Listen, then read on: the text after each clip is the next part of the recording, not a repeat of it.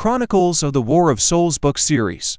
Book 1 Valerio, The Beginning of the End. Chapter 28. Heart of Darkness and Wings of Grief. The great Black Sea had frozen 3 longbow shots away, as if the very earth beneath it had hardened, refusing to bear this sticky, living weight any farther. The silence that followed the fading hum of the thousand-voiced horde was more terrible than any roar. It held no malice, no bluster, only the cold, impersonal certainty of a wave that knows the shore cannot stand, that it is already washed away before the water ever touches the sand. The last detachments took their places in this mute procession. Manticores, monstrous hybrids, stood motionless in the gray distance, like statues carved from darkness itself. Their tails, crowned with venomous stingers, trembled rhythmically, while a low, hoarse growl, more like the grinding of stones in a deep ravine, vibrated in the still air. Ogres, like mountains of pale, knotted flesh come alive, stood at the center, gripping in fists the size of a dwarf's head crude clubs hewn from whole tree trunks. Wargs,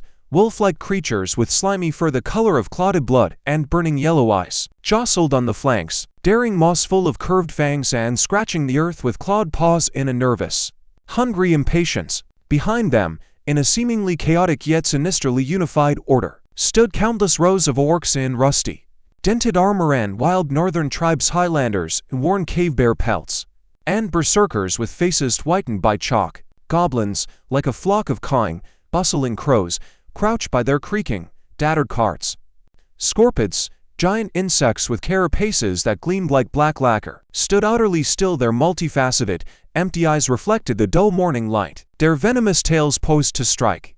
This battle formation held no military perfection, none of the elves' elegant tactics or the dwarves' drilled steadfastness, but it was perfect in its terrifying, primal simplicity, a solid, breathing wall of flesh, chitin, and dull metal, ready to move forward and crush everything in its path with a single, unstoppable motion, like a glacier, a landslide, like death itself. On the other side of the field, at the foot of the dragon's spine, stood their target, the last fragile line. A low, unyielding wall of dwarf shields, locked tightly together, gleamed dully with a steely sheen in the meager light. Behind each shield, wide as a door and thick as a palm, stood a dwarf, their faces, hidden behind lowered visors or within thick, braided beards, were invisible, but their very posture, knees slightly bent, shoulders braced against the cold metal, legs planted wide and strong, spoke of an age-old, stone-like steadfastness. This was not a line, it was a piece of the mountain that had slid down and hardened into a wall. On the flanks, as immovable as statues of ancient war gods carved from bronze and flesh, stood the centaurs. Their mighty torsos, clad in worn but sturdy plates of leather and metal, were still only their manes, tangled by the wind, stirred on their heavy necks. Their long, heavy spears with narrow, deadly points were lowered almost to the ground, forming another living, spiky wall of angled wood and iron. They did not shift from hoof to hoof, they simply stood, and in their silent waiting lay the restrained, terrible energy of a war horse gathering itself for a leap across a chasm. On the rampart itself, in shallow hollows and on rocky ledges, where the stone formed natural cover, the elves had frozen. They did not stand shoulder to shoulder like the dwarfs. They were scattered like random silver flowers grown among the stones. Their boughs, long and supple, the color of ash weathered by sun and rain or dark hue, were half drawn. Arrows already lay on the strings, points aimed at the gray sky. Their faces, pale and beautiful with high cheekbones and large, slightly slanted eyes, were calm, almost detached. Only a faint shadow of concentration upon them, and a barely perceptible tension at the corners of their thin lips betrayed the deep, cold fury with which they prepared to meet the onslaught. Their cloaks, the colors of autumn leaves, mossy green, and early twilight, merged with the backdrop of stone and brown grass, making them ghostly, intangible until they drew their bowstrings. High in the sky, at a height unreachable by arrows, griffins and hippogriffs circled. They were barely visible, dark, swift silhouettes against the leaden clouds, but their wide, fleeting shadows skimmed the ground below, crossing the field, washing over the dwarf wall and the black sea of the enemy, like harbingers of coming death, like silent messengers from the heavens. Their keen eyes, seeing every detail from an incredible height, were fixed downward, searching for weakness any place where they could descend with celestial fury. Lyral stood on a small rocky outcrop, slightly left of the center of the dwarf wall. From here, she could see both their fragile formation and the boundless black abyss opposite. Her fingers and thin, worn leather gloves that hugged her hands moved almost of their own accord, sliding over the smooth, polished wood of her bow. She felt no fear. Fear was too simple an emotion for what was advancing upon them. It required hope, and there was no hope left. In its place lived a strange, almost weightless emptiness, the same emptiness found in the eyes of a mortally wounded beast. When it has already seen the end, accepted it, and now only waits for the pain to cease. But within this emptiness, in its coldest, darkest depths, a single thought glimmered, unextinguished, clear and hard as a diamond found in the cold ashes of a burnt forest. They have not come for victory. They have come for all that lies, for every breath, for every ray of light, for the very memory of green grass. And this cannot simply be allowed to happen. Among the dwarves at the very center, immovable as a rock against which the tide is about to break, stood Dummerin, Iron Hand.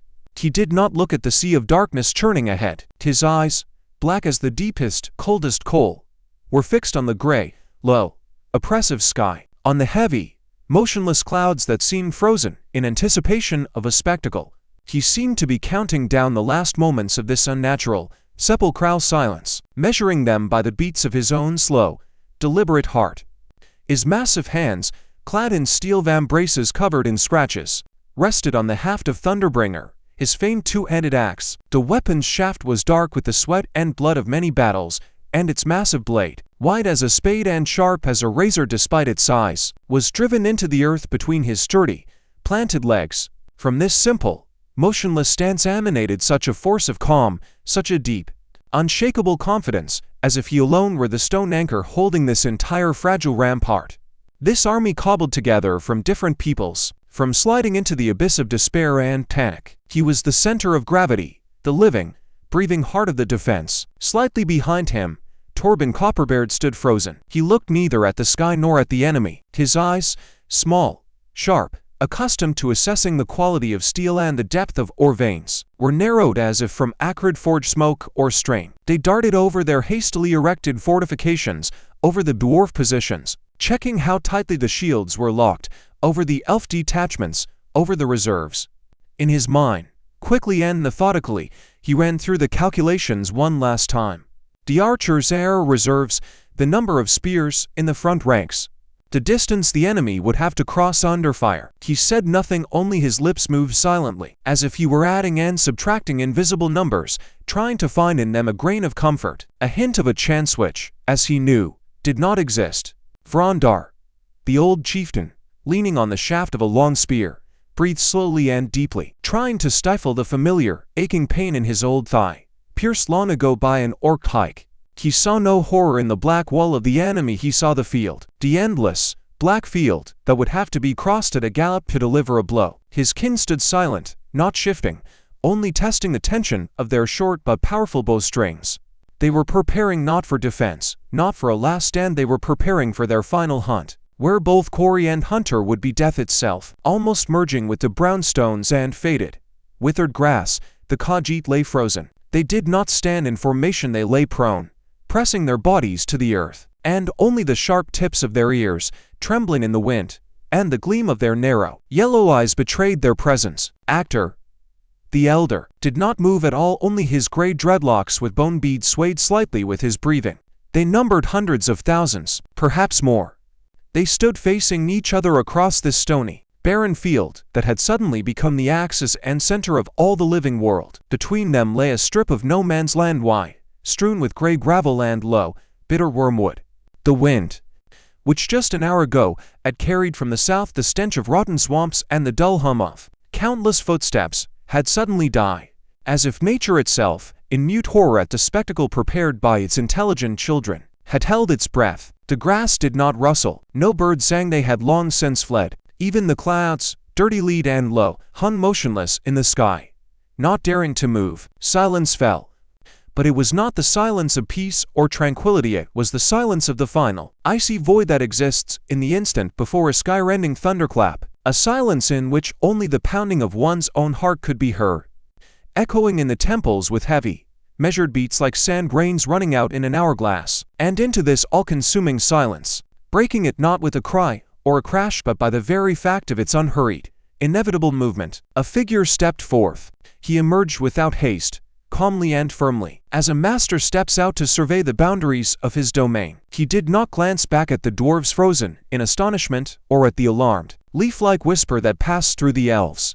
He passed the Khajiit lurking in the forward folds of the terrain, and they, holding their breath, watched as his titanic figure, like a cliff weathered by centuries, moved forward along the lone, fateful path. He walked alone, without a shield, without a helm. In his hand was but one thing, a white mithril axe, its blade gleaming even in this dull, deathly light with a cold, unearthly, living radiance. This was Braid's stone heart, or what now dwelt in his body and looked out through his eyes. He did not quicken his pace.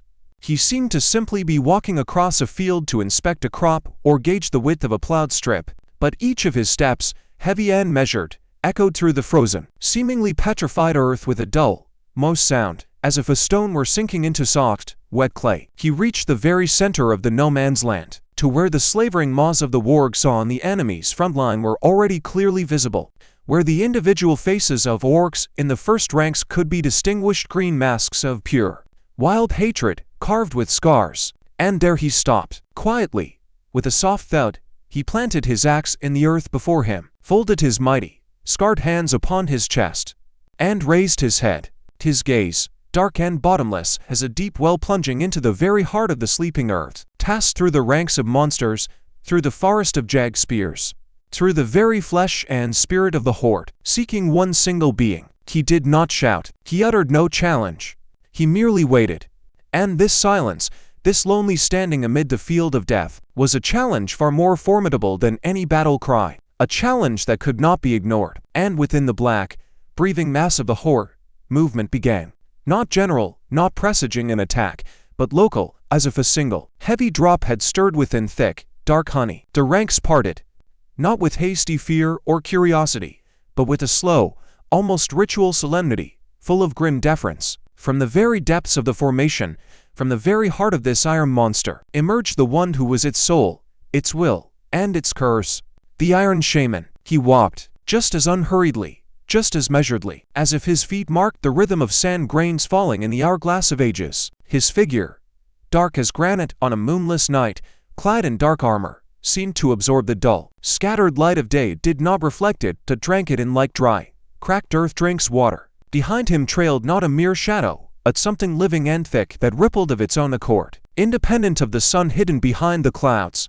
And this shadow devoured the bleached grass and its edges. In his hand was a scepter of black, dull metal, and the crimson, clotted blood crystal at its apex pulsed with an uneven, fading light, reminiscent of a sick heart or the last breath of a dying firefly in a jar. He stepped forward, leaving the wall of his warriors behind, and halted 20 unhurried paces from Braid. Close, close enough to see every wrinkle on the dwarf's face, now like cracks in old clay, every flicker in those bottomless, inhuman eyes that held the patience of mountain rock. The silence did not merely settle, it thickened, became dense, viscous, and sticky, like black pitch filling all space between heaven and earth. Even the breath of hundreds of thousands caught, stuck somewhere in their throats. The wind dared not blow, birds dared not fly, and the very air seemed to turn to stone. The whole world froze, becoming a witness to this meeting. Two titans, two ancient spirits whose names were forgotten before the dawn of the first kingdoms, now embodied in flesh and steel. One the voice of stone, of mute order, of ancient, unbreakable oaths sworn to the gods themselves. The other the incarnation of iron, unbending will, a cold thirst for absolute control, a fallen guardian who desired not to tend the garden but to tear out all the old trees by their roots and plant new ones, subject only to his design.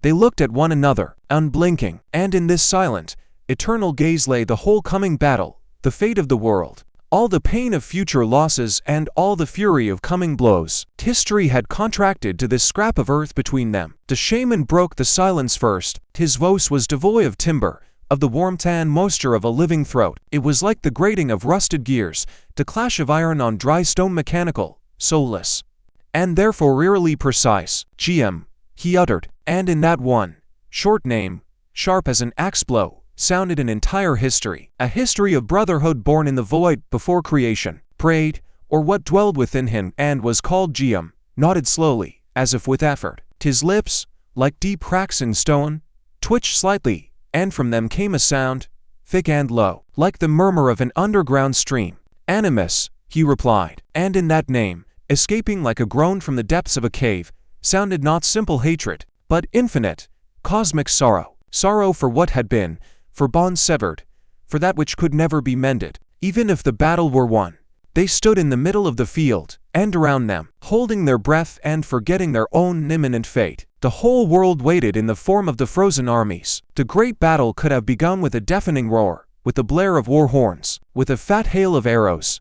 But it began like this, with the quiet, terrible conversation of two ancient beings whose lives and memories were older than the most ancient mountains, beneath which they now stood, mountains soon to be stained with blood. "Geom," the shaman repeated, and in the mechanical, freezing grating of his voice surfaced something faintly resembling a weary, millennia-old mockery. "You have chosen a remarkable vessel, a dwarf, a creature whose short life is spent digging in dust, worshipping soulless stone that remembers nothing and regrets nothing. You, the eternal, have confined yourself within a shell made to die in a dark mine, and you have chosen not a vessel, but a slave," Geom answered calmly, without malice. His voice, low and resonant, seemed to come not from the grizzled dwarf's throat, but from the very depths, from the dark bedrock of the fateful field. "A creature whose soul was black with hatred and greed long before your coming. You merely found a suitable, already spoiled and dirty vessel." The Iron Shaman slowly, with revolting tenderness, turned the scepter in his long, bony fingers.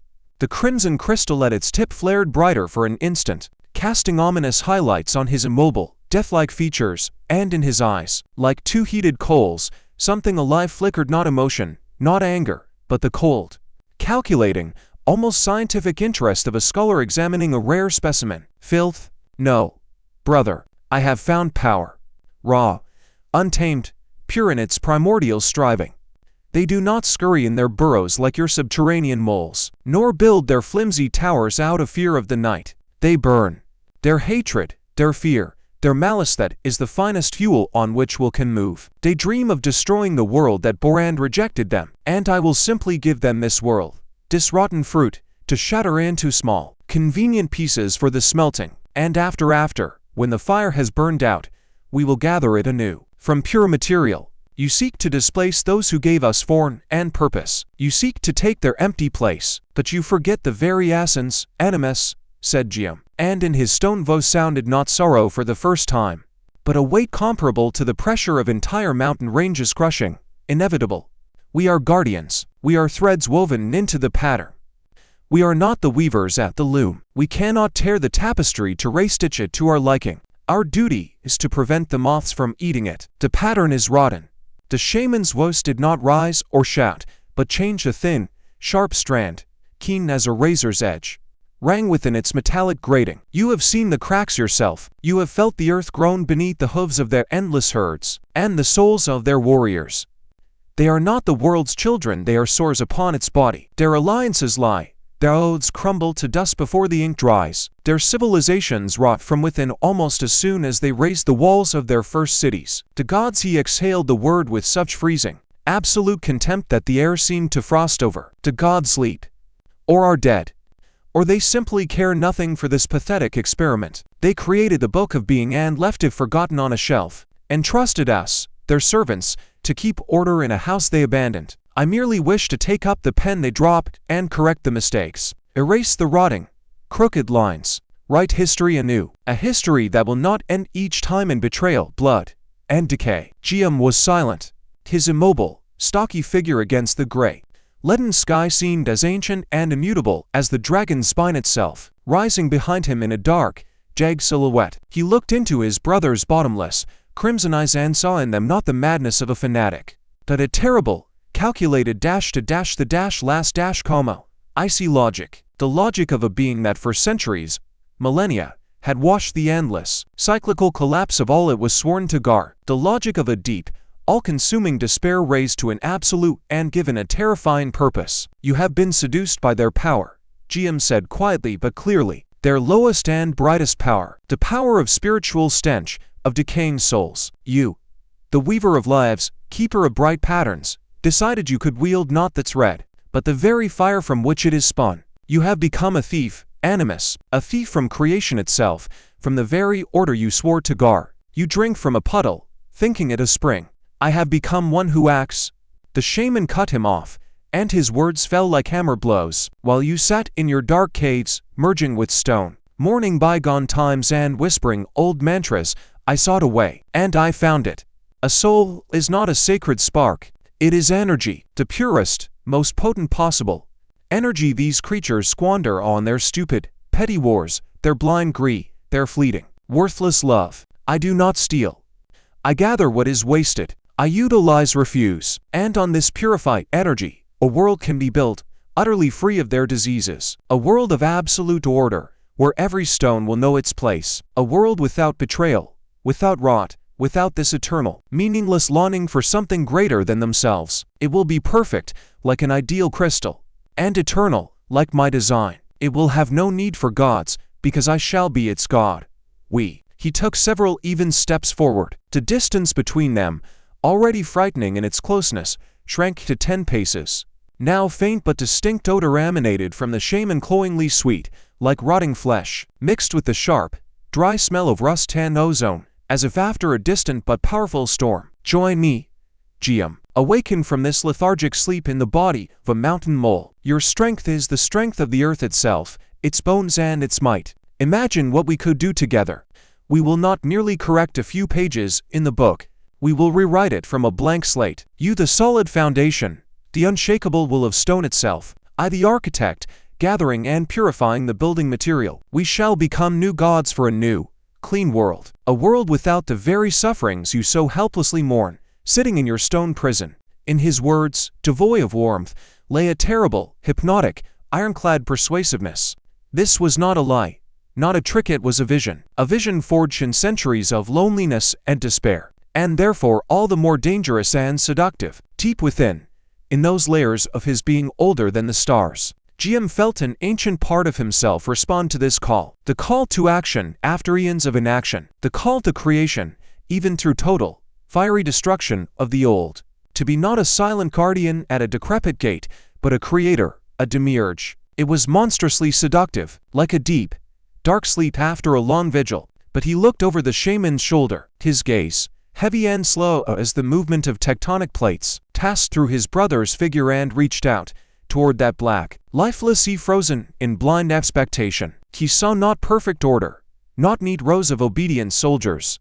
He imagined hunger, insatiable, blind, all-consuming hunger for destruction that could never be sated, because its goal was not victory, not conquest, but the very process of devouring, endless and meaningless as a stone falling into an abyss. And beyond this sea of flesh and metal, beyond this forest of raised spears, he saw something else. Shadows, countless, translucent, agonizing shadows of souls trapped within the crimson, pulsing heart of the crystal on the shaman's scepter. They thrashed there like moths in a jar, screaming soundlessly. And this silent scream was louder than any roar. "Your order will be the order of a grave," said Geom, and his voice acquired the final, indisputable hardness of granite against which time is powerless. "You wish to replace a living, breathing, suffering and rejoicing, weeping and laughing world with a perfect, cold, soulless statue. You have not gathered the energy of creation, animus. You have gathered pain, gathered the despair of last hope, the horror of the final instant before oblivion. And upon this squeezed out, mutilated pain, nothing living can be built. No tree, no grass, no child's song. Only a greater, more silent graveyard where even the monuments will scream in terror." The Iron Shaman's face, immobile as a mask, did not twitch. Not a single muscle moved on his stony features, but the crimson light smoldering deep in his eye sockets flared so brightly and fiercely that for one short, terrible moment it illuminated him from within, revealing not the face of a living being, but an empty, burning husk, a mass behind which lay nothing but all-consuming, cold will. "So you consciously prefer rot," he stated, and his voice held no disappointment, only the cold, factual indifference of a scientist to a failed experiment. "You prefer to be a watchman over ruins, a janitor sweeping crumbs from the floor of an abandoned hall. A pity. Your strength, the strength of the earth's very flesh, could have been useful for the great construction." And in that very moment, with a soundless, invisible command that only one being in all the world could perceive and understand, the Iron Shaman made it clear that the time for words was over. He did not flinch, nod, or give a sign with hand or glance. Simply, the crimson light in his eyes, the very one that pulsed in time with the crystal, flashed for a fraction of a second, completing one full, dark beat, and immediately, from behind his back, smoothly, silently as a shadow detaching from greater gloom, his highest creation, his chief argument, his living proof, stepped forward. Gorak. He did not stride as living beings do, pushing off the earth with leg muscles. He seemed to glide. His movements were unnaturally fluid, devoid of the slightest haste or effort, as if he were propelled not by sinew and bone but by hidden internal steel cables, driven by another's alien will. He stopped level with his creator, slightly to the left, and now Geom, without turning his head, could examine him in all his monstrous, revolting detail. This was not a crude chimera mix of orc, scroppet, and Monty Corrit. Was every detail, every testament to meticulous, callous violence against the very nature of life. What might once have been an orc's face was now a formless, lumpy mask of fused, scarred flesh, the color of an old, yellow-purple bruise. There was no nose, only a flat, hammer-smashed depression with two narrow, slit-like nostrils from which steam hissed softly with each dead, mechanical exhalation. The mouth, lipless, was simply a horizontal crack, black and deep, filled with rows of short, sharp, porcupine-quill teeth left completely uncovered. But the main thing was the eyes, or rather, what had replaced them. In place of eye sockets were whites, pupils, glints of thought or feeling should have been, gaped to perfect, round voids, as if seared by a red-hot iron ball. And in these voids, in this black abyss, burned a steady, smokeless, crimson flame. It did not flicker in the non-existent wind, did not blink, reflected no light. It simply burned, cold and stable as the glow of rotten wood deep in a sunless cave. And its pulse, a slow, heavy fading and a new, sharp surge, was absolutely, to the fraction of a second, synchronized with the beating of that same light in the heart of the shaman's crystal. Thump-thump, thump-thump, the living, captured heart of darkness and its soulless, mechanical pulse. Gorak stood, and from him emanated no bestial threat, no blind rage, not even simple anticipation, only the absolute, soul-chilling emptiness of perfect servitude. He was the ideal tool in its sheath, the hammer in the stonecutter's hand, proof of the path's correctness, a living, breathing argument in the debate about the world's future that had just ended. The shaman kept his emotionless, heavy gaze on Geom, as if offering one last look, one last chance to be convinced. "Behold," came the shaman's voice, quiet as sand shifting in an upturned hourglass when the last grains are about to fall. "The fruit of true, unrestricted will. No pain, no fear, no doubts, none of that inner rot that eats their souls from within like a worm in a ripe apple. Only the perfection of submission to a higher purpose. Such will the whole world be." Geom, cleansed of the chaos of feeling, liberated from the agony of choice and responsibility, every cog in its place, every soul, he turned the scepter gently, almost tenderly, in his fingers, and the flame in Gorak's empty sockets flared brighter, illuminating his hideous features. "Will glow with the same steady, obedient, nourishing light, giving its strength to the new, eternal order. Can you, in your millennia of blindness, truly prefer to this their trembling, filthy, tear-filled lives of fleeting joys, eternal betrayals, and momentary love?" Geom looked at Gorak. He saw not the monstrosity of form, not the ugliness of flesh. He saw through the flesh. He felt the soul, or rather, its mutilated, crippled remnant, a thin, exhausted thread of consciousness clamped in the steel, inexorable vice of another's all-consuming will, eternally screaming in mute, soundless agony. This was not liberation from suffering. This was eternal, unceasing torture, devoid even of the possibility of oblivion, raised to the fundamental principle of being.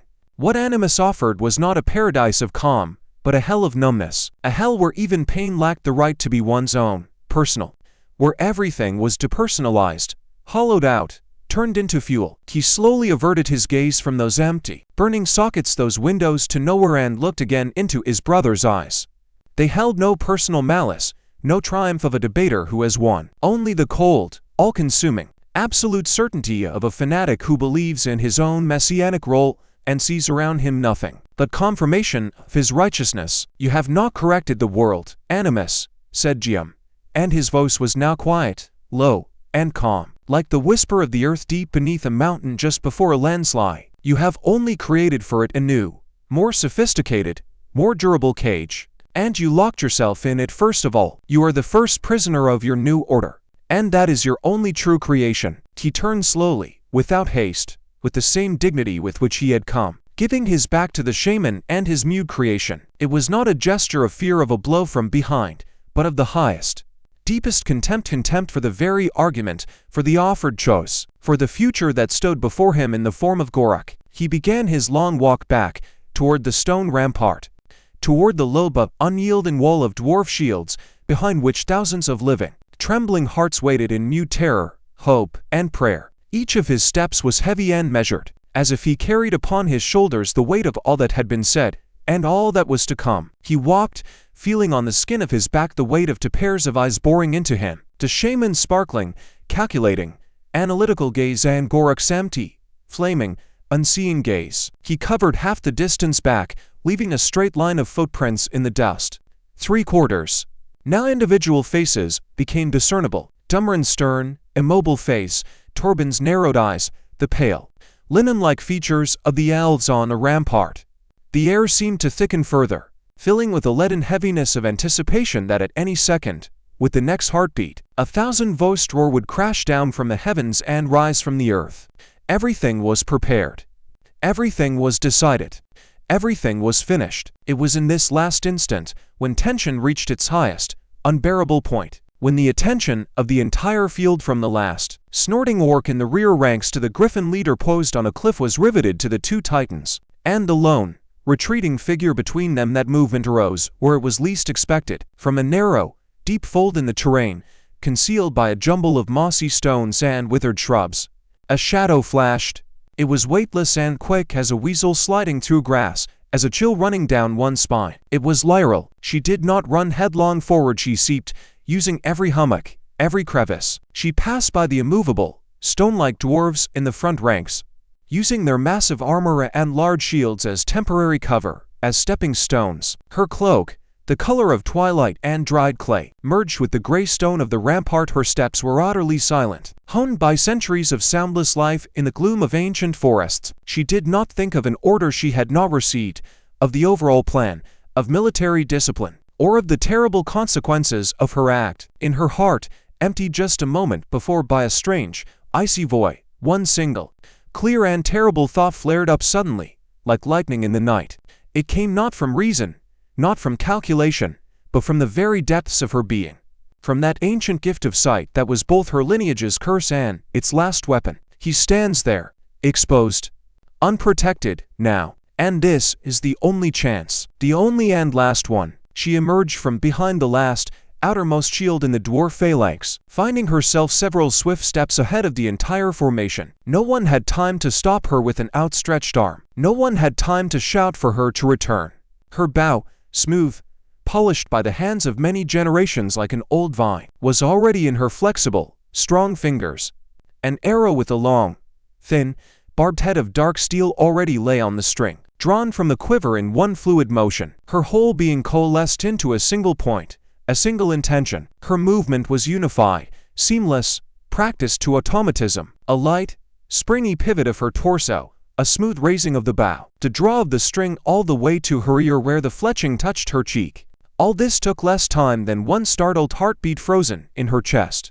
The world narrowed to a triangle. Her eye, the arrow's tip, and the dark, light-absorbing figure of the Iron Shaman, still standing motionless amid the no-man's land. She did not aim long, did not squint, did not calculate windage in her mind. She saw the target, the dark, granite, immobile figure with the crimson spot of the crystal on the scepter, still standing in the middle of the field next to his mute, flaming creation. She saw the space between them, clear and empty, and felt on her cheek the light, barely perceptible movement of the stagnant air. And she released her fingers. The string snapped, but the sound was not a resonant, singing hum. It was dry, sharp, and short, like the snap of a string breaking under tension. The arrow shot into the gray, heavy air, not with the familiar whistle of parting wind, but with a quiet, rustling sound, as if cutting the very fabric of the silence stretched to its limit. It flew on a low, flat, deadly trajectory, straight, without arcs or intricate loops, as befits the shot of a true elf, for whom archery was not a craft or even an art, but an extension of his own will. the instantaneous embodiment of thought into action. And in that moment, time slow, stretched, became viscous. Geom, having almost reached his own lines and hearing behind him the barely perceptible snap and that quiet, ominous rustle, only began to turn. The movement of his shoulders was heavy and slow. The shaman seemed still to be watching him depart, his attention fixed on the retreating brother. Only the empty, flaming sockets of Gorak, burning in perfect rhythm with the crystal, flickered. The monster itself did not stir, but the flame in those dark hollows flared momentarily brighter and steadier, as if some complex instrument had detected a sudden, dangerous spike of foreign energy in the system. The arrow, meanwhile, had already covered half the distance. It was fast, relentlessly, terribly fast, lethal. It seemed one more blink, one more heartbeat and the slender, honed sting would pierce the granite chest, the very core of the dark monstrosity standing at the source of the impending nightmare. But the Iron Shaman was not a god to be struck down by steel. He was an ancient spirit inhabiting stolen flesh, and his perception of the world was different. Not reliant on sight and hearing alone, he did not see the arrow with his eyes. He felt its approach with his entire being, like a sudden, sharp, cold needle piercing the dense, precise fabric of his intentions, like a threat to the very order he was constructing, like dissonance in his symphony. He turned his head, not toward the flying death, not tracking the silvery flash of the tip, but toward where it had come from, toward the stone rampart. His gaze, crimson and soulless, met for one short, eternal instant the wide-open, light gray eyes of Lyril, standing with her bow lowering in her slackening hand. That gaze held no personal anger, no surprise, not even irritation. There was only cold, almost curious, analytical acknowledgement of a simple fact, a statement. Ah, so? Another one. Another attempt, and then he made a single movement, light, almost casual, as if swatting away a bothersome mosquito. He did not even raise his scepter in defense or make a wide sweep with his hand. Simply, the crimson crystal at its tip flared not with a bright, blinding flash, but with a deep, smoldering from within, thick light, like a coal glowing red-hot in ashes upon which someone has blown. And the space around him changed, right in the path of the flying arrow, mere paces from his granite, immobile chest. The air suddenly thickened, trembled with a fine, rapid shudder, and took on a vile, unnatural color of clotted blood and old bruise. It did not become solid like steel, it became viscous as the thickest black honey, yet simultaneously elastic as tightly stretched drumskin. This was not a magical shield in the usual sense, not a wall of light or condensed force. It was a sudden, local distortion of reality itself, a barrier of pure, concentrated will saturated with the pain, fear, and despair of thousands of stolen, imprisoned souls. Lyriel's arrow slammed into this crimson, pulsating barrier.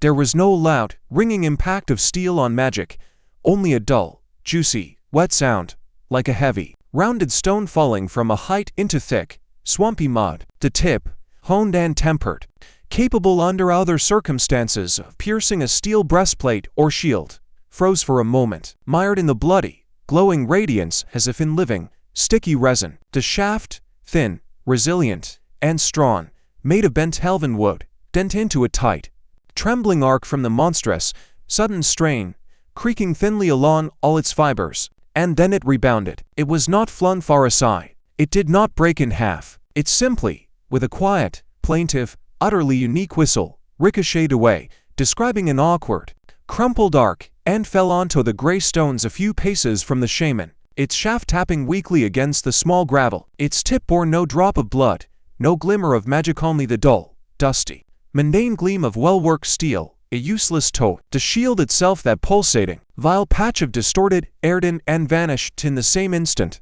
as if it had never been, leaving behind no scent of ozone, no ripple in the air. The entire action, from the snap of the string to the fall of the arrow, took less than 2 beats of a startled heart.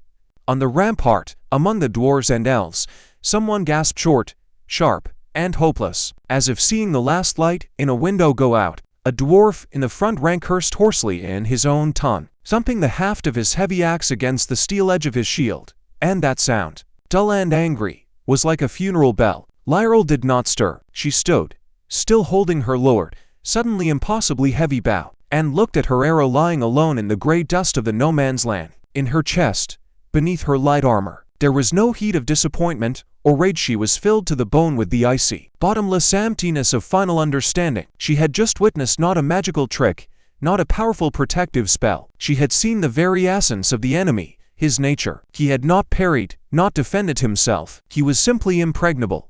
He was surrounded not by personal power, but by the very substance, the very matter of stolen death and locked agony, condensed into an absolute, impenetrable wall. To shoot at him was like shooting into the deaf, stone thickness of a burial mound. The Iron Shaman let his lifeless, all-seeing gaze linger on her for an instant longer. No victor's triumph, not even simple contempt for a feeble attempt, flared in his crimson, glowing eyes. There was only that same cold, detached curiosity with which a scientist or naturalist might observe an ant's futile attempt to move a boulder from its path.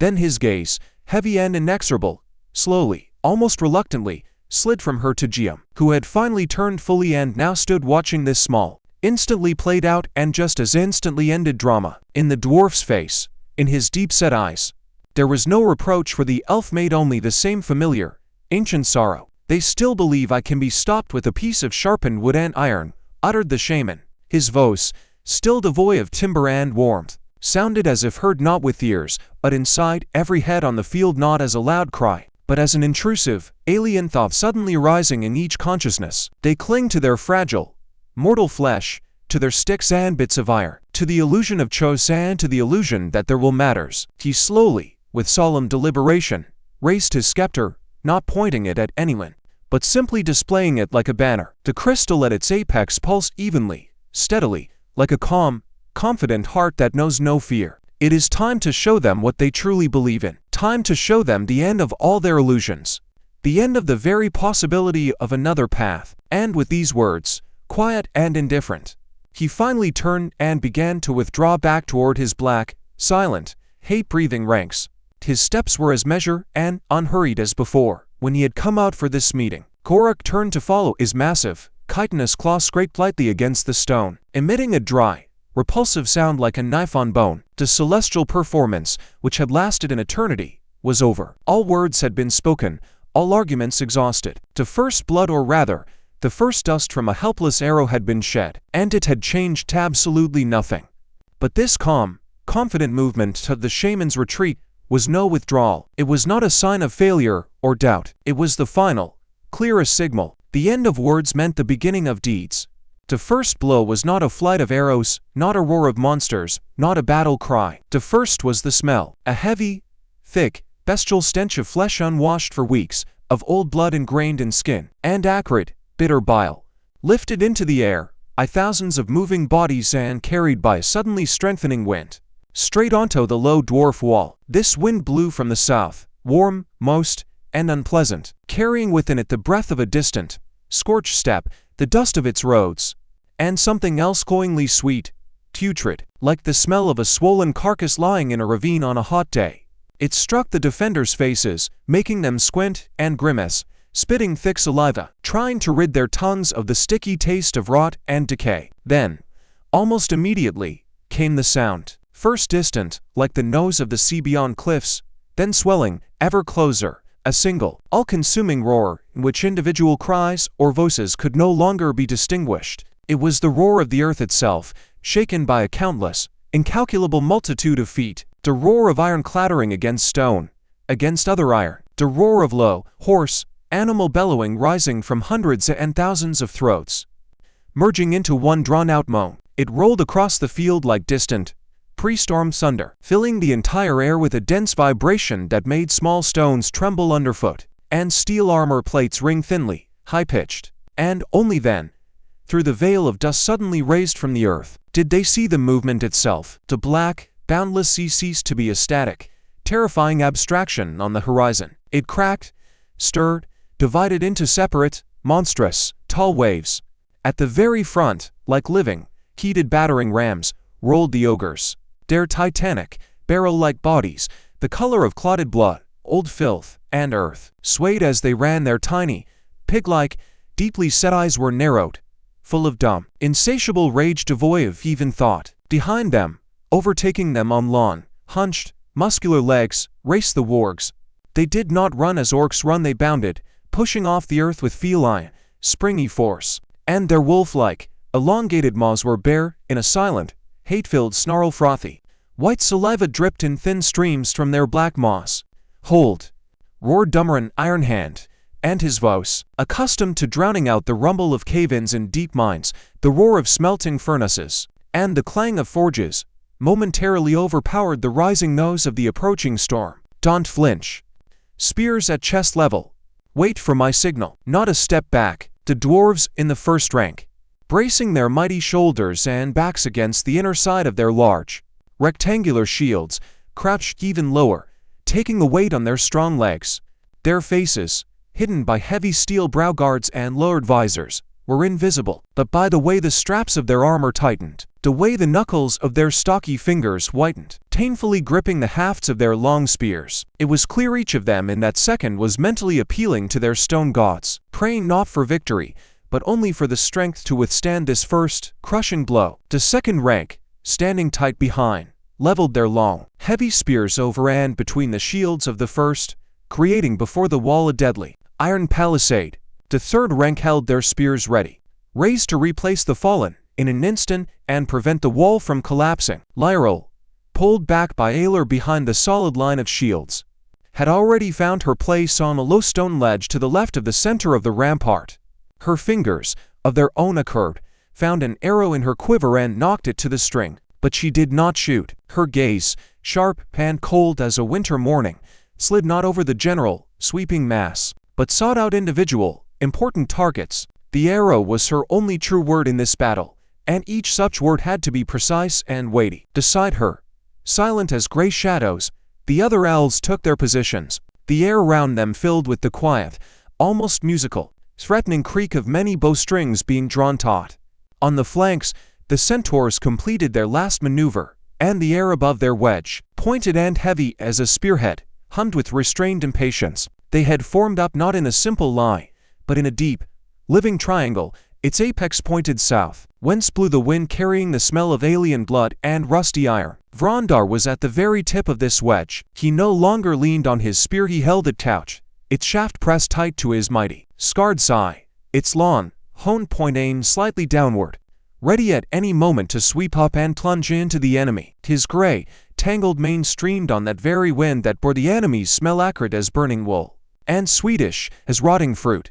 He did not look at the center, where the first monstrous wave was about to break with a deafening crash. His old, wise, wine-bleached eyes looked slightly to the left, where the black, swarming mass was a little thinner, where a small but noticeable gap showed between the plodding ogre detachments and the main, green, steel-gleaming mass of orcs.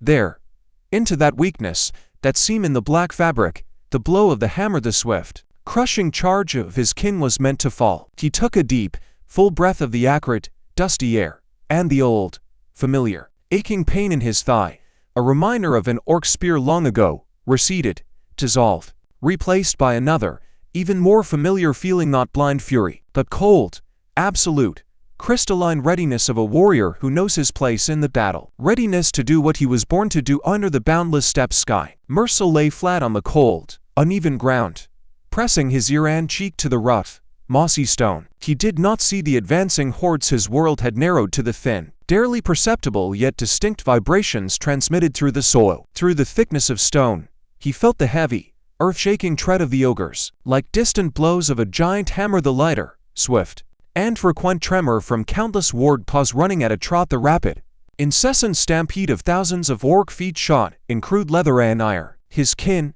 scattered just before the rampart like black, invisible pebbles, were no longer visible even to him. They had become part of the landscape, part of the stones, hummocks, withered, thorny grass. Their work, quiet, patient, and terrible, had begun even before the first true blow, the first cry. They were the thorns already driven into the flesh of the advancing behemoth, before it realized its wound. And then, when the foremost ogres, bellowing and brandishing their clubs hewn from whole tree trunks, were already within 100 short paces, filling the entire world before the immobile dwarf wall, the first, true death fell from the sky. It came almost without sound, only a sharp, air-slicing whistle like a razor's edge, and immediately after a dull, wet, juicy thwack. The first ogre, huge, with skin like sun-cracked clay, suddenly jerked his head strangely, absurdly, as if stumbling on level ground. His tiny, dull eyes widened with sudden, incomprehensible bewilderment. He did not cry out, did not roar, he simply crashed face first into the dust like a felled tree, and when still, from his thick, short neck, just below the base of his skull, protruded the thin, still quivering shaft of an elven arrow, high in the sky, almost brushing the low, leaden clouds with his mighty, membranous wings. The Lord of the Crags, leader of the griffins, slowly, majestically spread his stone-like, slate-colored feathers.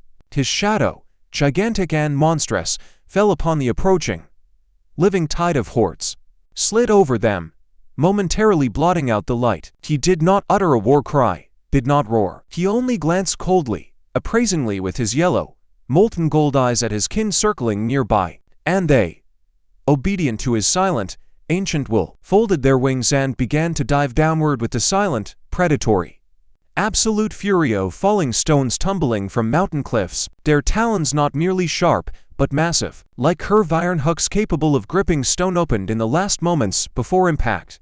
They did not claw, did not scratch, they plunged. One of the titans, with a hissing sound like wind in a crevice, drove his steel digits into the thick, knotted back of an ogre already swinging its club over a dwarf's head. The talons sank deep with a dull, juicy crunch, piercing skin like cracked clay, driving into dense muscle tissue, and then into bone. The monster roared, not from pain, from sudden, wild rage at being torn from the earth, deprived of footing and target. Its roar, loud and hoarse, abruptly cut off, replaced by a wheezing, choking gurgle as the griffin's mighty wings, straining to lift the monstrous weight, wrenched the body upward. The ogre thrashed helplessly in the steel grip, its short, thick legs convulsing in the air, its club falling from slackened fingers to tumble down, striking orcs running below. Another griffin seized two wargs running shoulder to shoulder in furious impulse. Its talons skewered them like spits, one through the shoulder, the other through the ribs. An animal, piercing shriek, full of pain and rage, momentarily pierced the general roar as they were torn from the ground.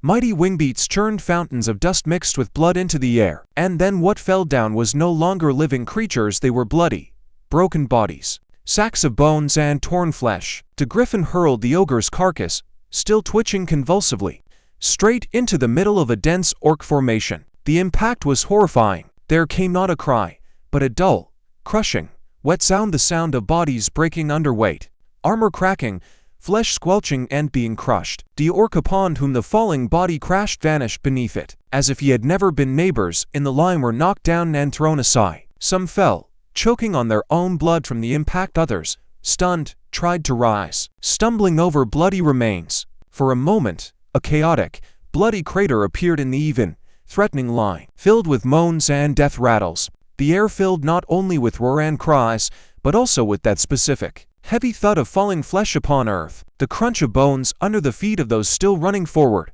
unable to stop, driven by blind rage and the iron will urging them from behind. This was no elegant maneuver, no tactical trick, it was an ancient, primal expression of strength and wrath, applied with cold, predatory calculation. The griffins, these children of stone and sky, did not merely kill, they destroyed the very order of the advance, turned the black mass into a chaotic mush where panic and terror began to pulse faster than rage. And high above, not moving from his place, only slowly gliding on his stony wings, the Lord of the Crags observed this silent slaughter with his molten gold eyes, which held no triumph, no pity, only the cold, eternal calm of a mountain peak gazing upon a storm on a stony plain. Geom, having finally reached the rampart and passed through the ranks of dwarves who silently parted for him, turned to face the approaching steel and chitin storm. In his eyes, dark and ancient as the deepest mountain depths, there was no fear, no futile hope, not even his habitual sorrow. There was only calm,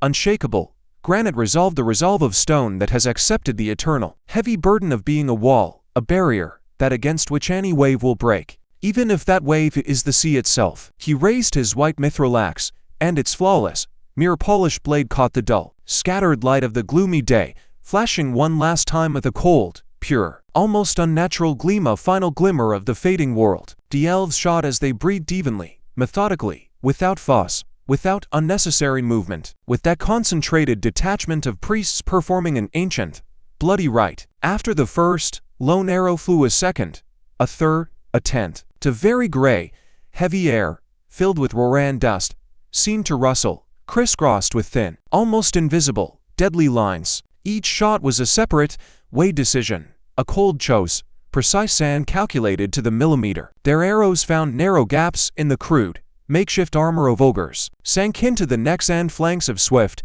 agile wargs, knocking them from their running rhythm, making them fall and tumble under the feet of those behind, sowing the first, timid chaos.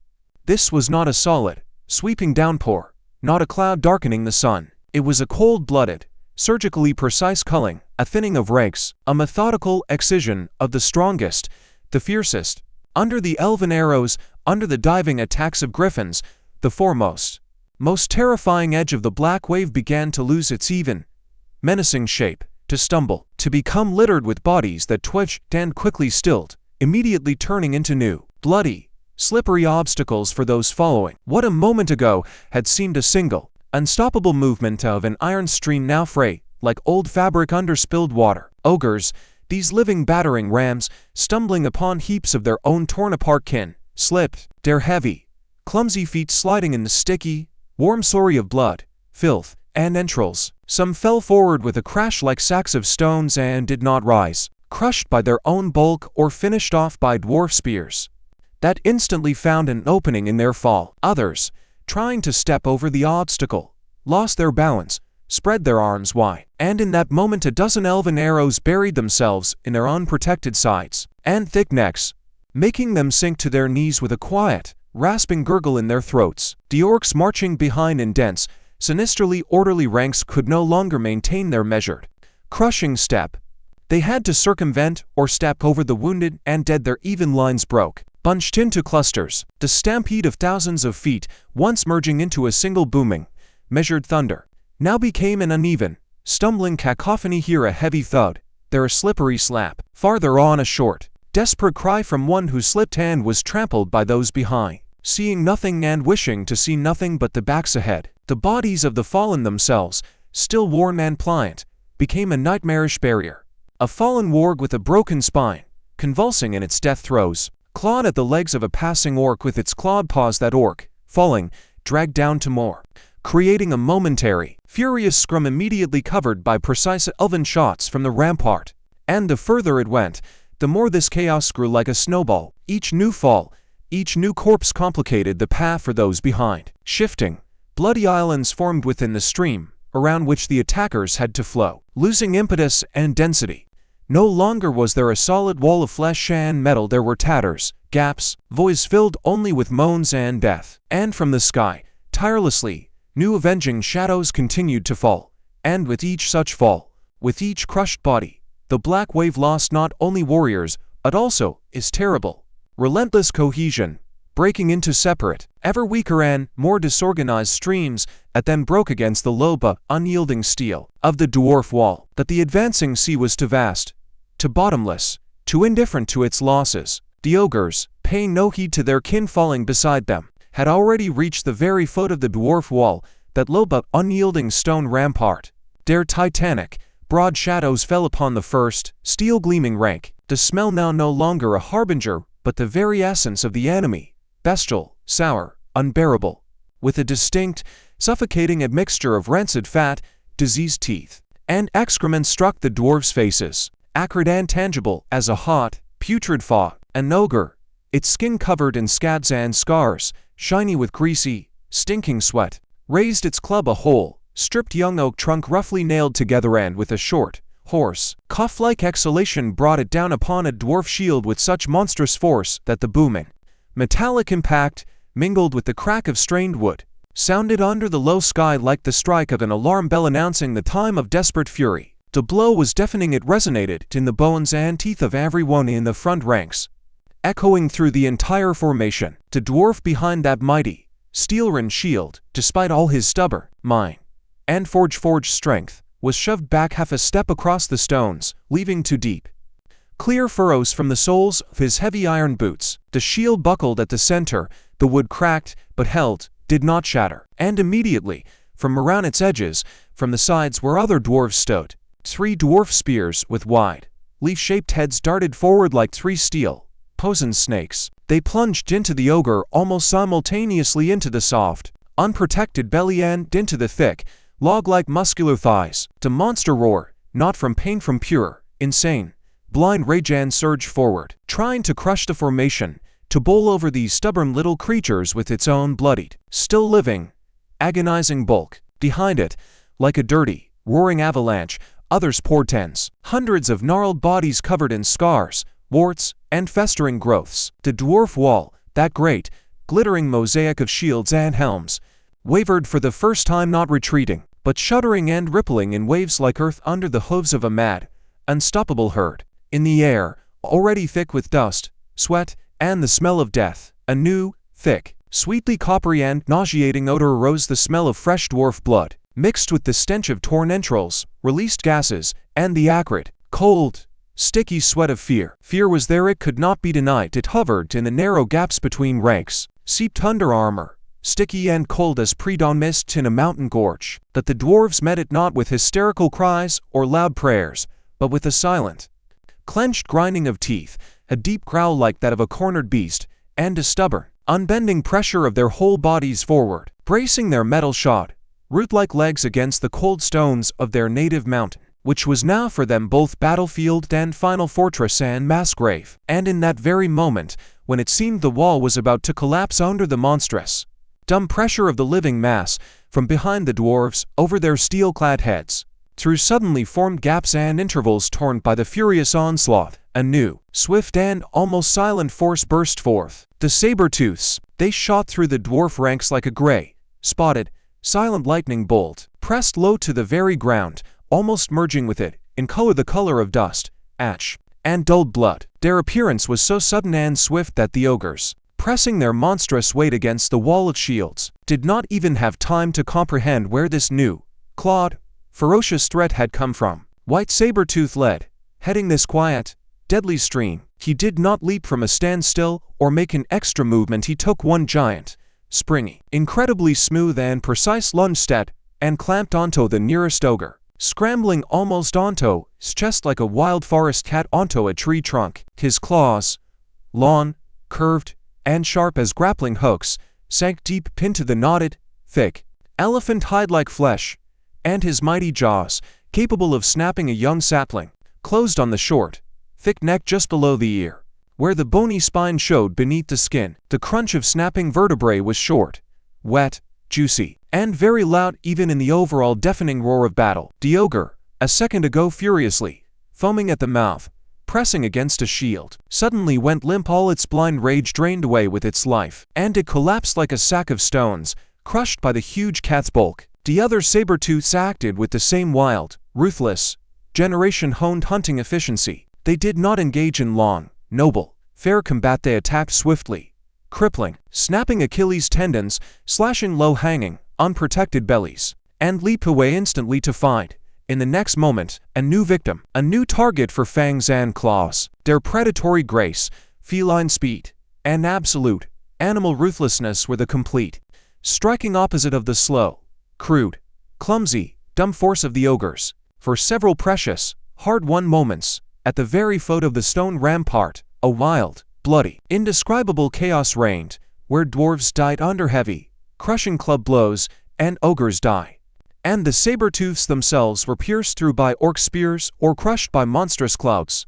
But this furious, clawed surge was only a brief, bloody respite, one deep, lung-searing breath before a new, even more terrible blow. The patch of land before the rampart, shaken by death rattles, the crunch of bones, wet, smacking blows of blunt iron on flesh, and the wild, piercing shrieks of dying beasts, quickly dwindled, consumed by a new, rolling wave. In the wake of the enraged first waves of the Black Horde, the second wave of orcs and Norsemen flowed, an even, dull steel and rusty iron gleaming, more terrible, more organized wall. They no longer marched as a disordered, roaring, ragged mob, but in a dense, disciplined, sinisterly silent formation, bristling with a whole forest of jagged axes, curved, fan-like swords, and long, heavy spears. Their faces, carved with ritual clan scars recording histories of cruelty and downfall, were turned forward with fanatical, empty, almost dead resolve. Ahead of them, as the living, pulsing tip of this iron spear, gliding smoothly and silently. Heedless of the surrounding chaos, came Goruk. The crimson flame in his empty, seared sockets burned evenly, steadily, without surges or fluctuations, as if he were not walking into a bloody, hellish slaughter, but simply performing a routine, mundane, long-practiced task, step by step approaching his designated target. His chitinous, lacquer black claw scraped lightly against a stone protruding above the level surface, emitting a grating, whetstone-like sound, while his venomous, flexible tail with its sharp, clear fluid-dripping stinger swayed hypnotically behind his back, ready at any second for an instant, lethal strike. And it was at this very moment, when the even, relentless orc mass drew level with another unremarkable, long-forgotten pile of gray, lichen-covered boulders and wither, lawn-trampled, brown grass, that the phantoms rose from the very earth. One moment an empty, silent stone overgrown with gray lichen, the next a short, reed-slender figure in a shaggy, mottled cloak merging with the color of mud, ash, clotted blood, and faded green. Khajiit. He straightened upright in front of the nose of an orc who saw nothing but the wall of shields ahead. His golden, narrow, slit-like eyes flashed with cold, impersonal, predatory fire, and a curved, crescent moon-shaped, sickle-like blade swept up lightning fast from his hip, describing a short, deadly arc, to blow to the armpit, where the crude, homemade steel plates of the breastplate met, leaving a narrow, fatal, unprotected gap, was calculated flawlessly, honed by long, cruel desert survival practice. The razor-sharp, blue-polished blade entered the flesh with a whistle like a sigh, passing easily, almost without resistance between ribs, finding and severing something important, warm, and pulsing deep inside. The orc did not cry out, he didn't even have time to gasp. He only made a strange, childlike, bewildered whimper, like a child suddenly deprived of air, and fell to his knees as a dark, almost black in this dull light, stream of blood gushed from the small, neat-looking wound, quickly soaking into the dry, dusty earth. The Khajiit, without even granting his work a fleeting glance, was already disappearing, crouching lower, dissolving into the turmoil, the dust, the shadows, to reappear a dozen paces away, from under another stone, as a mute, merciless phantom before the next unsuspecting target, in the very thick of this suddenly erupted inferno. In the epicenter of the whirlwind of flashing mottled cloaks and green, sweaty skin, death itself whirled under the name IMMERSE. He was no longer that sorrowful, chained witness who had stood shadow-like behind a Lodi. He had become embodied lightning of vengeance, the highest, purest expression of his people's predatory fury. His body, desiccated by desert heat and tempered by pain and humiliation, moved with incredible, feline swiftness, but in every motion, every swing lay not wild, uncontrolled rage, but cold, calculated cruelty. The two curved, saber-tooth-like blades in his hands were not merely weapons, they were extensions of his will, whistling, singing on the wine stingers, tracing short, deadly, beautiful arcs in the smoke-filled air, leaving behind only bloody scrawls and falling bodies. He did not stand his ground or accept challenges. He darted like a demon among the very legs of the huge orcs, using his short stature and incredible flexibility as his main, insurmountable advantage. His tactics were simple, primitive, and therefore horrifyingly effective. One precise strike and instant disappearance.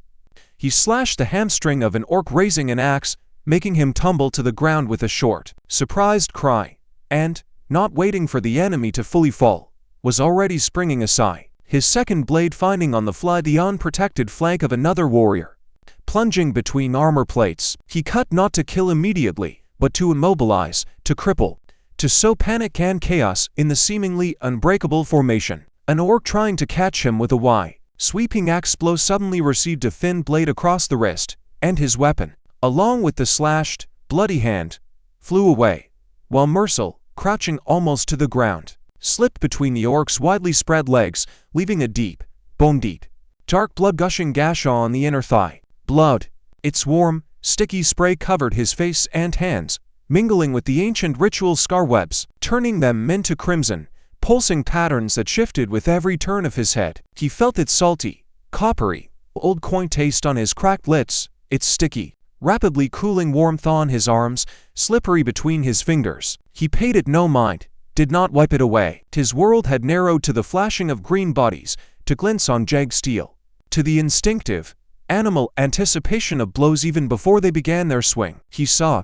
10 paces from him, by the very stones, a young, swift Khajiit tie an orc axe with a blunt blade cleaving him from shoulder to thigh, the fragile body splitting into with monstrous, casual carelessness. No personal fury or grief flared in Mersel's eyes, only cold, freezing, mountain stream water understanding of the simple, immutable truth of what was happening. One of the orcs, clever and more observant than his kin, tried to trap him in a narrow, dead-end corner between two lichen-covered boulders. Mersel, feeling the stone barrier against his back and seeing enemies closing in from two sides, did not desperately try to break through forward. He did the unexpected, unthinkable for any other warrior. He leaped up, pushing off not from the ground but from the bending of a stunned orc nearby, somersaulted in the air with feline, acrobatic grace, and landed on the powerful, crude leather-clad shoulders of another orc. Before that one could cry out or throw him off, Mersel's blade drew a quick, deep, ruthless line across his exposed, sweaty, thick throat. A warm, copious stream gushed over Mersel's hands and chest, and he, without pausing, jumping off the already falling, choking on its own blood body, was already rolling across the slippery, mud and blood-slicked earth, evading a blind, furious spear thrust that buried itself in the ground right where he had been an instant before. But the tactics of ambush and lightning strikes from shadow quickly exhausted themselves.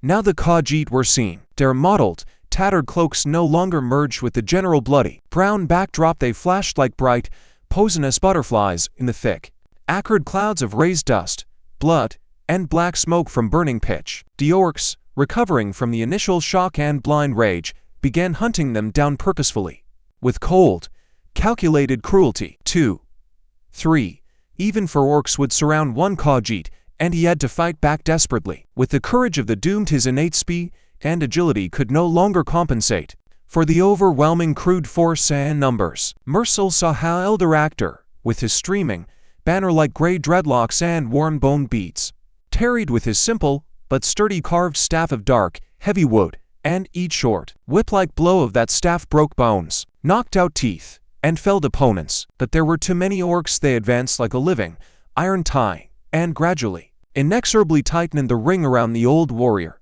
Actor did not even speed up, did not fuss in his measure, almost ritual battle rhythm. He simply swung the staff, short and sharp, precisely, like a compass, calculating every trajectory. The wood met an orc's wrist, bound in crude leather and iron bracelets, with a ringing, dry, stick-on-stone crack. A crunch followed, not loud but distinct, like a dry, old branch breaking. The axe fell from the mangled, unnaturally bent hand, and the orc himself, howling with sudden, piercing pain and fury, clutched the brake. Actor, without losing pace, finished him with a precise, not forceful, but deadly blow to the temple, and the orc sagged to the earth like a sack of stones, not to rise again. Two more rushed at him, enraged by their comrade's death. Actor met them, and for a moment his staff became a blurred, deadly wield before him. He struck not with tiring swings, but with short, whip-like, abrupt blows, each finding its own small, vulnerable target. The kneecap, the Adam's apple, the unprotected temple under the helmet's edge. His movements were devoid of excessive, showy energy. They held the terrible, economical efficiency of an old, experienced warrior who knows the cost of every breath and every swing. He broke, crippled, knocked down. He was a lone rock against which the orc's blind, mindless rage broke with a crash. But this rock was ancient, weathered by centuries, and now it began to show small, almost invisible cracks.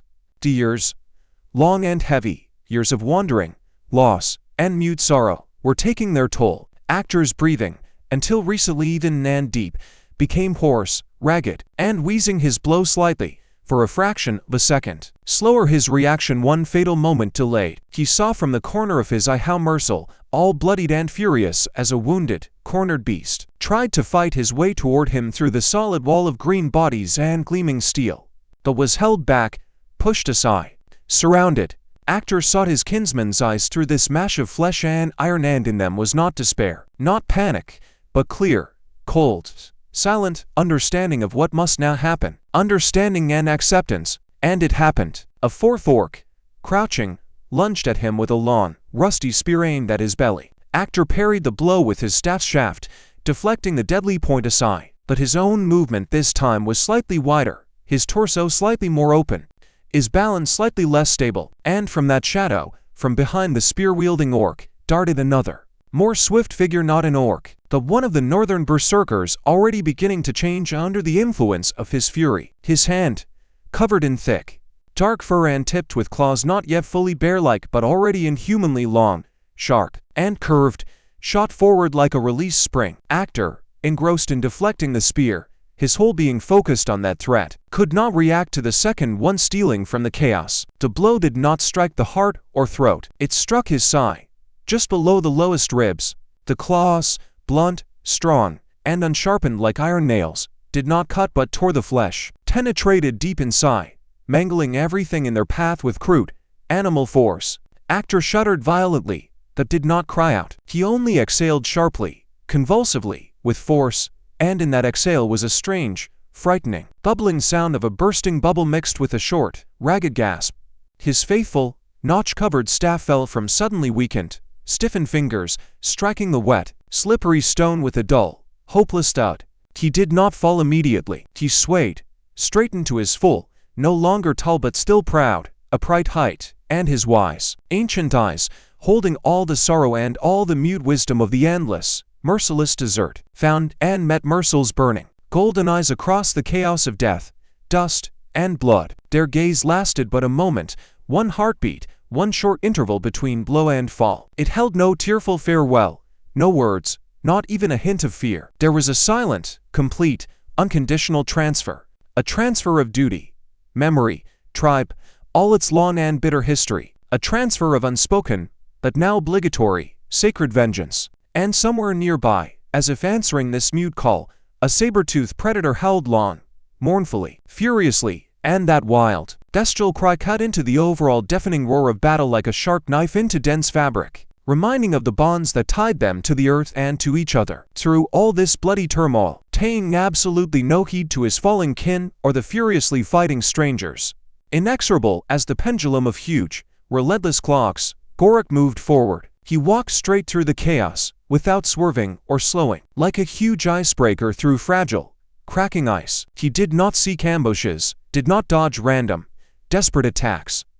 When another Khajiit, despairing of stopping this monstrous, smooth progress, threw himself under his very feet, trying with a quick, precise strike to slice the tendons on its powerful, lacquer-black chitin-covered legs, Gorak did not even glance down, did not alter his gait. His massive, gleaming chitinous claw simply descended like a millstone and closed over the fragile, flexible body. The crunch of breaking bones and ribs was surprisingly loud and distinct, even through the overall deafening roar. He lifted the mangled, still twitching last death throws body clamped in his claw and flung it aside, like a man kicking an annoying stone from his path, clearing his way. His empty, evenly crimson flaming sockets were fixed straight ahead, seeing nothing around, only the dwarf wall, that very one where, at its very edge, next to the wildly and masterfully cleaving Dumran iron hand, Geom fought slowly and inexorably with granite calm. The battlefield ceased to be a place on a map,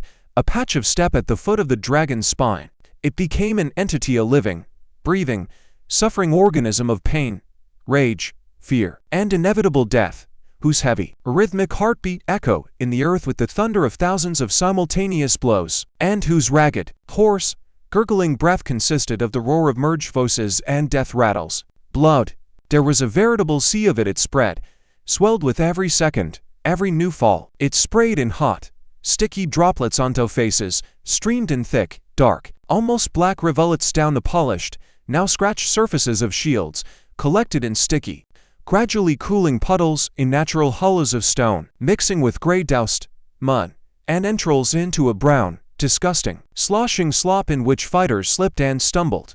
The air was thoroughly saturated with its thick, iron, sweetly coppery smell, which etched itself into the nostrils, became a constant, sickening taste on the tongue impossible to rid oneself of, pursuing even where smoke seemed not to reach and cries not to carry. All initial plans, cunning maneuvers, and tactical designs dissolved like ink in nutty water in the elemental, boiling cauldron of crude, brute force, where only one simple and terrible rule remained: kill or be killed. Prolong one's existence for one more breath, One more blow. The black, bottomless sea of the Iron Shaman's army surged against the stern. Immobile dwarf rocked not in a single, organized wave, but in furious, overlapping, uncoordinated yet countless surges, each carrying its own particular horror. Behind the first, already fallen lines of wargs, ogres, and orcs came new, fresh, untouched ranks, and behind them, on the very horizon, in the wavering haze, more dark, indistinct figures stir and moved. It seemed this sea had neither bottom, nor limit, nor exhaustion. These waves broke against the low but unyielding steel wall, but did not retreat. They washed over it, flowed around the flanks, trying to find the slightest weakness, a breach, even the smallest crack where they could wedge themselves like an iron wedge into a split log, to finally cleave it. And it was into just such a crack, born of a monstrous, blind blow, that unrestrained fury now surged. An ogre, stunned by a dwarf hammer blow, with a dozen thin, accurately shot elven arrows sticking from its chest and back, like the quills of an enraged porcupine, rose to its feet, driven by a last, desperate charge of life. Its roar held no reason, now only pure animal rage and dumb, all-consuming pain clouding its vision with a bloody mist. It almost did not see where it struck, but instinct and hatred guided its arm. Its club, crudely forged from a whole trunk and weighted with iron bands, descended not only upon the shield-bearer but over him, into the thickest press of dwarves crowding behind the first rank with spears and halberds at the ready. The blow was monstrous, crushing, leaving no chance. Force capable of shattering stone fell upon living flesh protected only by steel and will. Several dwarves, standing shoulder to shoulder, leaning on each other like stones in masonry, simply vanished from the line, hurled aside, crushed and shattered like dry twigs under a heavy cartwheel. What was heard was not a cry, but only a dull, juicy, wet crunch, the crunch of breaking bones and steel armor plates flattening under pressure. In their place, where they had just breathed and stood, remained a bloody, gaping breach littered with fragments of shattered armor, tatters of cloaks, and dark, shapeless remains. This sudden void in the wall was immediately, with desperate, almost blind resolve, attempted to be filled from the rear ranks. They stepped forward, not looking at their feet, stumbling over the mashed, still warm remains of those with whom they had just shared bread and a sip of cold, bitter water from a common campaign flask. Their faces under visors were inscrutable, but in every step, every short, hoarse breath, the same thought could be read: hold, take the place, don't let the wall collapse. And the shield, left without its bearer, fell helplessly inward or toppled forward into the mud, opening for a moment a fatal crack, a weak spot. Into it immediately poured, like icy water into the hold of a sinking ship, the wargs, low, swift, agile creatures with yellow, mad fire burning in their eyes through the acrid smoke. They slipped between legs, clung to armor edges, latched onto the next dwarf, trying to drag him from the line, bite his throat, before they themselves were run through by several spears at once. A furious, coordinated strike from dwarves standing nearby, or knocked down by a crushing, sweeping blow of a heavy warhammer descending from above with force enough to break a spine. But each such warg, each such attack, even if instantly thwarted, knocked another defender from the line, widened for a moment that terrible, bloody breach, which new and new waves from that very bottomless, black sea continued to press relentlessly. The saber-tooths, those few still alive at the very wall, could no longer attack, could no longer use their predatory speed and surprise. They defended themselves, desperately and furiously, becoming living, breathing, crawling barricades of flesh, fangs, and claws. White saber-tooth is one snow-white, luxurious fur, long since not white but dirty red, brown, and black with dried and fresh blood, soot, dust, and internal filth, stood like an immobile, rocky crag, beating back the creatures swarming upon him from all sides. His long, curved fangs tore wargs in half, mighty paws with razor-sharp claws shattered orc skulls out on his own body. On flanks and back gaped new and old wounds from curved scimitars and bite marks. Beside him, one by one, with quiet or loud death shrieks, his last kin perished, one pierced through his gaping, snarling maw by a long, rusty spear, another crushed to death under the bulk of a fallen ogre that collapsed upon him, dying, and with its last movement pinned fragile bones. The air high above the battlefield, until recently transparent, cold, and thin, where proud predators soared and dived, was now pierced by fleeting, swift shadows, piercing, inhuman cries, and the same thick, coppery smell of blood that had risen from the earth as a fine, invisible but palpable mist. Here, in the heights, where the wind whistled differently, free and clear, war was waged by other, ancient and merciless laws of the sky.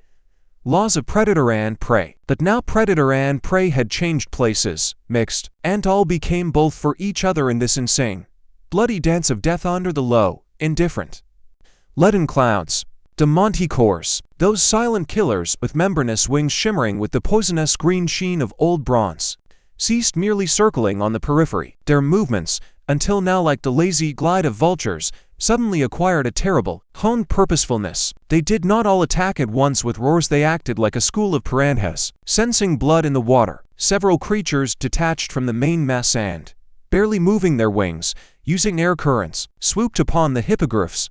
Their attacks were like strikes of poisonous, swift snakes, swift, treacherous, calculated solely for surprise and one lethal sting. They merged with the color of the low, leaden clouds, becoming noticeable only at the last moment when it was too late to do anything. And in this high-altitude, swift melee, there was its own commander, its own mind and will opposing this blind, venomous onslaught. The leader of the hippogriffs, old and tested in countless skirmishes with mountain winds, soared at the very center of the fray, and his presence was felt even without a loud, commanding cry. He was a living, mobile node around which the deadly patterns of aerial combat were tie and untie. His huge, majestic body, the color of time-cracked gilt and dark, noble bronze, bore fresh, ragged wounds, but his eyes, eagle-like, piercing, and incredibly keen, burned with cold, clear, iron resolve. He saw every movement, every dangerous maneuver. He did not rush about mindlessly. He observed. His gaze,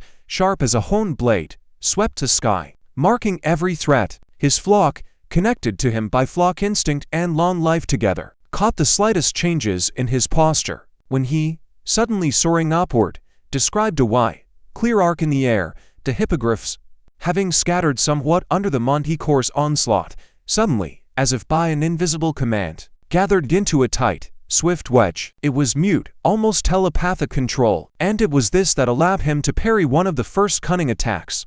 The leader saw how a pair of large manticores came in from the flank to cut off a lagging, still inexperienced young hippogriff from the flock. Without uttering a sound, he plummeted like a stone, but not in a head-on attack along a complex, intercepting trajectory, placing himself between the manticores and their target. The manticores, caught off guard by the suddenness of his titanic figure, instinctively recoiled, and the lagging kin managed to dash forward, back into the safety of the flock's core. This was only the first swallow. The manticore's attack, beginning with pinpoint strikes, now gathered strength, turning into an organized, deadly onslaught from the heights. And one of the hippogriffs, carried away in pursuit of a wounded manticore, received a sting right in the wing joint, the very articulation. It howled with sudden, piercing pain and rage, a sound sharp and rending, like tearing canvas. Its wing folded unnaturally, ceased to hold air, and, tumbling helplessly, losing feathers that swirled in the air like leaves, the hippogriff plummeted earthward. Its fall was caught by a second manticore, stealing from the shadows, sinking claws into its back and delivering short, precise, venomous strikes with its stinger until both vanished into the clouds of dust, rising from the battlefield below. The griffins, however, led by the mute and terrible lord of the crags, were another, incomparably more powerful, primordial force.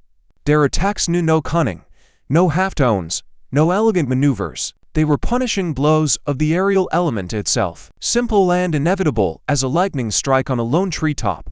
The lord of the crags, his black as night basalt titanic figure, soared even higher than all, like a dark, stormy sun of this insane aerial war. He did not fuss, made no necessary movements. He chose a target, usually the largest, most active manticore, trying to organize an attack or break formation, and rushed at it head-on. His flight was not the elegant stoop of a falcon, but an inexorable, straight, heavy movement of a giant stone boulder launched from a catapult. No cunning maneuvers, no attempts to evade, helped. When he caught up with his victim, what occurred was not a battle but a quick, cruel, almost mundane execution. His mighty paws with talons like curved, dark swords clenched the manticore's body in steel, inexorable embrace, breaking chitin and bone in a crunching, dull grip that nothing could break. And his huge, hooked beak, capable of crushing rock, with one precise, powerful, Short blows separated the predatory, hissing head from the torso, thrashing in final convulsions. After that, he simply unclenched his paws, discarding the lifeless body downward into the bloody whirlwind, and, without looking back or watching its fall, immediately sought with his yellow, bottomless, expressionless eyes the next target. Now that hippogriffs, under their unyielding leader, became a living, mobile shield and a swift, sharp sword for the heavier but mightier griffins, they distracted, lured, drew manticores under the crushing, direct blows of their more powerful allies. They protected the griffins from the rear, flocking to attack those who tried to sting the lord or his closest kin from behind. In the back or at the base of the powerful tail, the sky turned into a giant, seething, roaring whirlwind of feathers, chitin, furious, piercing cries, and mute, instinctive understanding between allies born of shared mortal danger. All fell hippogriff with a broken wing, griffin blinded by splashes of caustic venom in the eyes, manticore torn in half by beak or claws. A continuous, nauseating bloody rain of shreds of flesh, feathers, entrails, and bone fragments showered the combatants below, adding new, unimaginable horrors to the already hellish, surreal picture of the ground battle where all smells and sounds had already merged into one. In the next, even more furious and desperate attack, the manticores, as if sensing a weakness in the defense or executing a subtle, ruthless calculation of their own leader, threw into battle their last, largest, freshest forces. From beyond the very horizon, from every shadowy, dark crevice in the dragon spine cliffs, as if darkness itself had spawned them, swam a new, thick, black, pulsating cloud of winged predators. They were so many that they momentarily completely eclipsed the already dull, gray, deathly daylight, and upon all the earth, upon the fighters, the blood and stones, lay a shimmering, pulsating, living shadow in which membranous wings flickered and venomous, ready-to-strike stingers gleamed. They did not attack singly or in small groups. They closed into a giant, slowly tightening ring, a living whirlwind of skin, chitin, venom, and steel claws, and this ring began to slowly, inexorably, methodically constrict around several dozen griffins and hippogriffs, cutting them off from the sky, from their own, from the last hope of salvation. The leader of the hippogriffs, his wounded body already responding with a dull, insistent pain to every wing beat, felt a sharp, sinister change in air pressure and saw the swelling, advancing aerial wall of enemy from all sides. He emitted a low, drawn-out, anxious drone from his mighty chest, not a cry of fear or panic, but a clear, commanding, imperious signal for the tightest, most desperate, last-ditch defense. The griffins, guided by the same ancient, flock survival instinct, instantly, with astonishing synchrony, bunched into a giant, bristling on all sides living bowl of claws and beaks, turning their backs to each other. The hippogriffs, lighter and more mobile, formed an outer, more fluid layer around them, ready to meet the first wave, take the blow upon themselves. What began was not a battle in the previous sense, not a maneuvered fight, but a slaughter to total annihilation, a slow, terrible strangulation, in an aerial trap from which there seemed no escape. The manticores came in waves, without pause, without respite, surging against this living, breathing, furious fortress. From below, under the belly, where it was hardest to defend, where beaks could not reach. From above, diving with the sun behind them, blinding their target. From the side, trying to break the formation, wedged between bodies. They threw themselves into suicidal, desperate attacks, just to sink a stinger for a moment, leave a deep, ragged wound with claws, weaken the enemy, make him vulnerable to the next attack. The air filled with a continuous, deafening, insane din where nothing could be distinguished, where all sounds merged into one continuous, ear-splitting roar. The deep, furious, bass roar of griffins, the piercing, shrill, tane and rage-filled shrieks of hippogriffs, the hissing, whistling, triumphant screeches of manticores.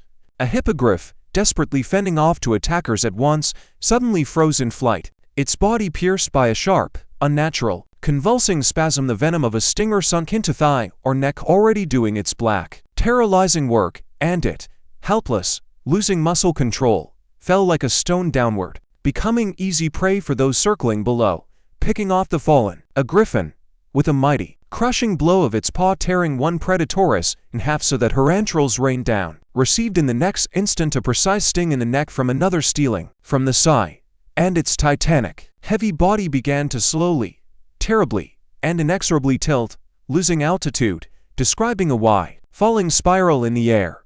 But manticores perished in multiples more. Their light but fragile bodies, adapted for surprise, could not withstand the power of direct, crude blows from mighty opponents. The beak of an adult griffin, like a mountain pick, with one motion turned a manticore's lion head into a bloody, formless mash of bone, chitin, and brain. The talons of hippogriffs, sharp as razors, tore out whole chunks of flesh along with chitin plates, exposing whitening, smooth bone. Falling, mutilated, still twitching bodies of the winged creatures carpeted the earth beneath the battle site with a black, still writhing in death agony blanket. But there were too many of them, countless many, as if the black sea on earth had spawned them in the sky. They knew no fear, no doubt, obeying only the blind call of the flock and that cold will of the Iron Shaman emanating from somewhere far below, from the ground, guiding them like invisible, taut threads, directing every lunge, every attack. And at the very height of this blind,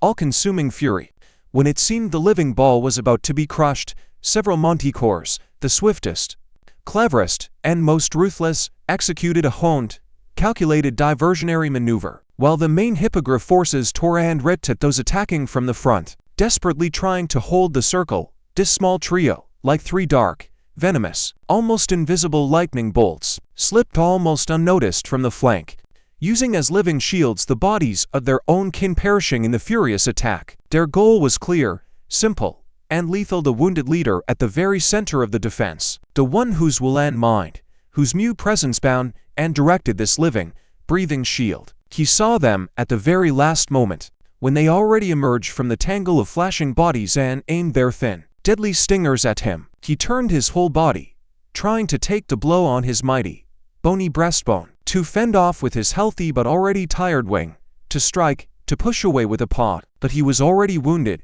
exhausted by long combat, and his movement was by that very fatal fraction of a second slower and shorter than needed for salvation. The first stinger, thin and sharp as a needle, plunged into the base of his intact wing, tearing tendons and muscles with a clear, wet, repulsive sound. The second deeped into his side, where an old, not fully healed scar from harpy claws already gaped, penetrating inside and inflicting a mortal, tearing wound. The third, most accurate and calculated, pierced his neck just below the eagle head, severing something vitally important, warm and pulsing. The leader of the hippogriffs did not howl in pain, did not utter a loud death cry. He only made a short, ragged, hoarse sound, like the dull, last moan of wind in a deep stone gorge when it dies away forever, yielding to eternal silence. His huge, intelligent, all-seeing eyes, in which a moment before clear, unyielding resolve had burned, suddenly dimmed, filled with the milky, swiftly advancing fog of non-being.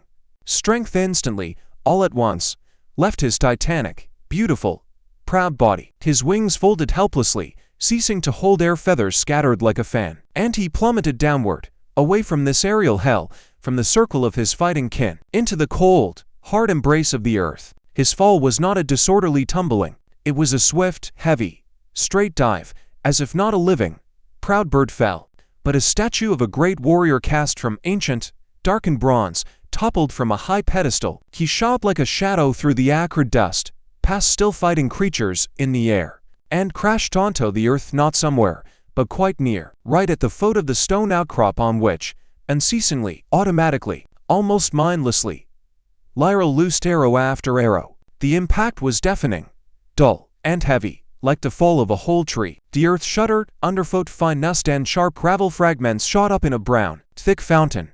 Lyra, barely keeping her balance, mechanically, obeying instinct, turned toward this sudden, close thunder, and she saw the familiar, iridescent bronze copper fur of the lion part of the body, now completely covered in sticky froth of scarlet, bright blood and black, stinking, sticky grime. She saw the huge, noble, mighty body helplessly splayed on sharp, merciless stones, from which three small but terrible, neat holes from thin, needle-like stingers gaped. She saw its magnificent eagle head, its proud, hooked beak now lying powerless on the cold, gray earth, and its eyes that one saw farther than the sharpest elven eyes, were wide open, but held nothing now. No pain, no fear, not even surprise. Only the emptiness of an extinguished distant star, A dead, extinguished light that would never again ignite, never illuminate the high sky. Something deep and important inside her snapped in that same moment. Not a thought, not a calculation, not a tactical consideration, but some profound, almost physical feeling, an invisible, thin connection established over long days of shared, dangerous flights, of mutual, silent rescues in the mountain sky, and of that complete, absolute understanding conveyed by a single glance. She forgot all the hell raging around, the continuous clangor, cries, and roar. Her legs carried her forward of their own accord, across a heap of sharp stones and trampled, shapeless corpses, straight to him, to this last, majestic fallen warrior and her friend. She fell to her knees in the sticky, warm muck beside his huge, still life-form head, not thinking and not fearing in that moment that she was absolutely defenseless before any blow, any random arrow or throw. The elf maid, who had seen many deaths, understood immediately and unmistakably. With her whole being he was already dead.